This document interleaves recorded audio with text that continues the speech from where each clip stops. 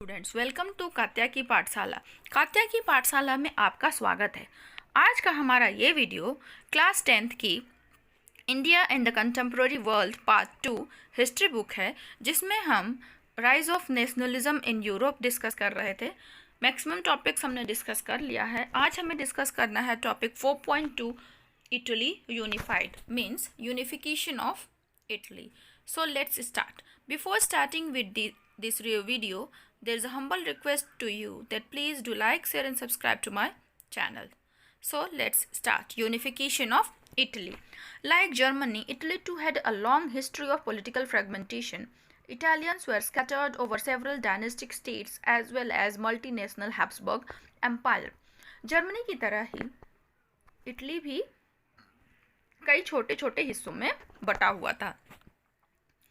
Italians were scattered over several dynastic states as well as a multinational Habsburg Empire. जो Italy थी वो कई छोटे छोटे डायनेस्टीज में बटी हुई थी या फिर कोई बहुत बड़ा एम्पायर जैसे हैब्सबर्ग एम्पायर था उसके अंडर में था।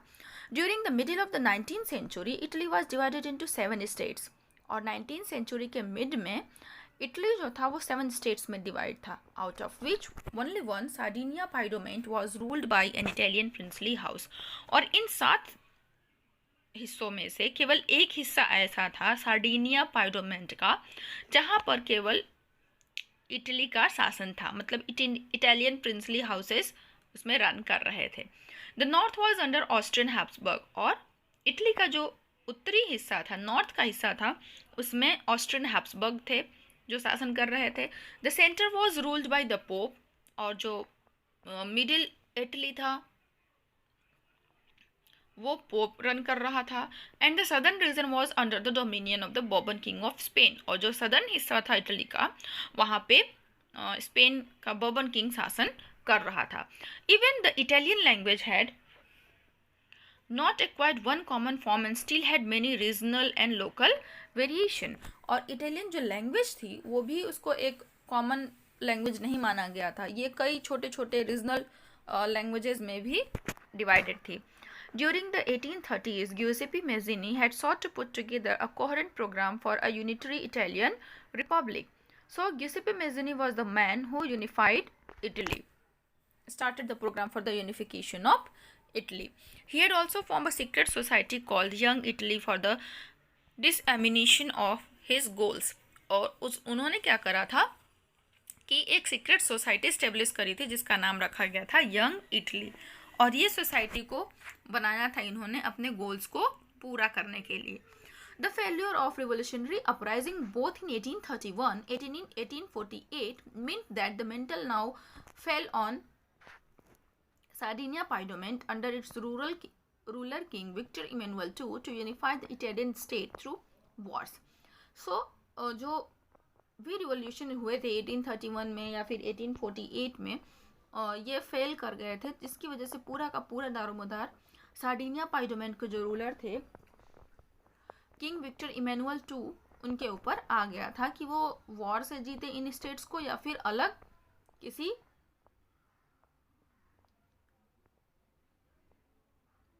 तरीके से जीते।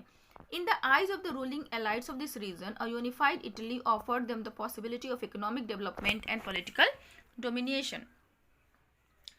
डोमिनियंस के लिए या पॉलिटिकल डोमिनियंस के लिए या फिर इकोनॉमिक डेवलपमेंट के लिए इटली जो थी वो सारे जगह के जो रूलर्स थे उनकी आंखों में चुभ रही थी, क्योंकि इटली एक ऐसे जगह पे था जहाँ पर कि इकोनॉमिक डेवलपमेंट बहुत अच्छा था। Chief Minister Cavour, another important person for the unification of Italy, Cavour, who led the movement to unify the region of Italy, was neither revolutionary nor a democrat. और वो जो कि मूवमेंट चलाए थे Italy के रीजन्स को unify करने के लिए, सो वो ना ही रिवोल्यूशनरी थे और ना ही वो डेमोक्रेटिक थे। Like many other wealthy and educated member of Italian elite, he spoke French much better than he did Italian. जिस तरीके से दूसरे लोग थे इटली के उसी तरीके से ये भी थे, धनाढ़ परिवार से थे और ये एक एजुकेटेड मेंबर थे। ये इटली से ज़्यादा अच्छा फ्रेंच बोल सकते थे। Through a tactful diplomatic alliance with France engineered by Cavour, Sardinia Piedmont successor in defeating the Austrian force in 1859। जो डिप्लोमेटिक अलायंस के थ्रू जो कैवॉर ने किया था ऑस्ट्रियन फोर्सेस के अगेंस्ट 1859 में, इसकी वजह से सार्डिनिया पाइडोमेंट इनके ऊपर जीत हासिल करने में सक्सेसफुल हो गया. Apart from regular troops, a large number of arm volunteer under the leadership of Giuseppe Garibaldi join the fray. So एक रेगुलर ट्रूप के तरह ना होते हुए एक वॉलंटियर की तरह से गियुसेपी गैरिबल्डी ने इसमें ज्वाइन करा. In 1860, they marched into South Italy and the kingdom of the Two Sicilies and succeeded in winning the support of the local peasants in order to drive out the Spanish. और गियुसेपी गैरिबल्डी कहाँ पहुँचे? South Italy में, और to Sicilies का जो kingdom था वहाँ पे ये जो लोकल पीजेंट्स थे उनका दिल जीतने में कामयाब हो गए और स्पेन को वहाँ से हटाने के लिए उनका सपोर्ट मिल गया. In 1861, Victor Emmanuel II was proclaimed king of United Italy. और 1861 में विक्टर इमैनुअल II को इटली का राजा बना दिया गया. However, much of the Italian population, among whom rates of illiteracy was very high, remained blissful, unaware of liberalist ideology. जो Italian population थी वो इतने इलिटरेट थे कि वो लिबरल नेशनलिस्ट आइडियोलॉजी के प्रति भी अवेयर नहीं थे. और ऐसे पीजेंट्स जो कि गैरिबल्डी को सपोर्ट किए थे साउथ इटली में, वो कभी भी इटालिया के बारे में नहीं सुने थे. उनका ये कहना था कि जो ला टालिया थी वो विक्टर इमैनुअल की वाइफ थी, जबकि ऐसा नहीं था. This was the map before the unification of Italy and this one is the after the unification of Italy. So that's all for today's video. We meet again in the next video which is on Britain, how the unification of Britain takes place. Thanks for watching. Stay connected with me for the next video. I hope you are all safe in your homes.